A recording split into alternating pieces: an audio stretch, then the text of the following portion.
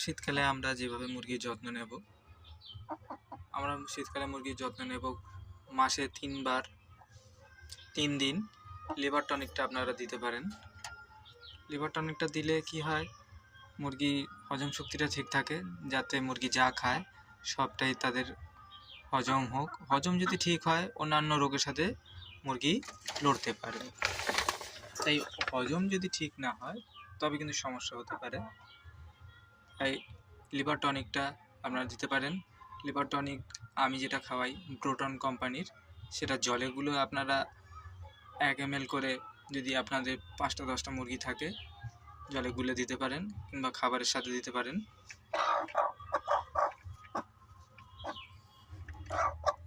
দেখুন, এই মুরগিটার কাছ থেকে আমি ডিম নিতে যাচ্ছি, আমাকে ঠোকরাতে যাচ্ছে। এই দেখ,